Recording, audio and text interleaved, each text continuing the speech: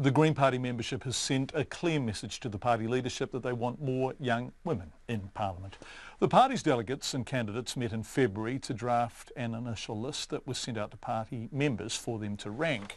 The final list was released today with former Auckland mayoral candidate Chloe Swarbrick and human rights lawyer Golriz Karaman shooting up the ranks. Here's our deputy political editor, Chris Bramwell. The Green Party relies entirely on party votes to get its MPs into Parliament, which is why a good list placing with the party is critical for candidates.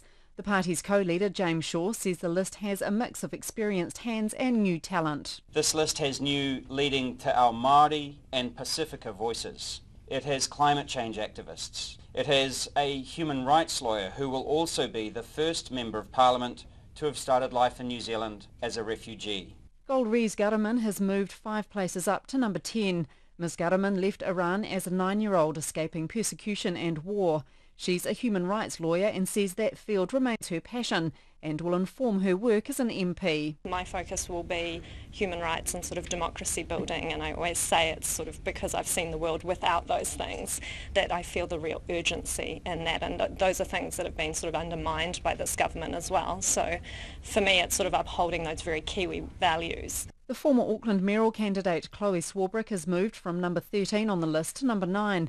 Ms Swarbrick was put through her paces by reporters and asked what she thought of the government's budget. The budget, as we know, it's thousands and thousands of pages, but on the face of it I think that it is a placeholder budget. It is band-aids and an ambulance at the bottom of the cliff. It presents no vision whatsoever for the future of our country, and I think that that is what people are crying out for at the moment. The broadcaster Hayley Holt was the biggest mover, leaping from 29 on the list to 17th.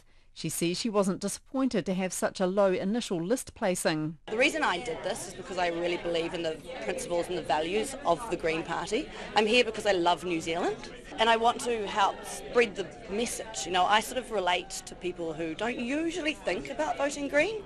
So that's what I bring, and I'm just really happy that the Green Party believe in me too. But in order for those young women to move up the list, there had, of course, to be some shuffling downwards. The Green Party staffer Jack McDonald slipped back from 9 to 13 and Wairarapa farmer John Hart down 2 places to 14. Some existing MPs also slipped down. Mojo Mathers down 3 places to 11 and Denise Roach down 1 to 15.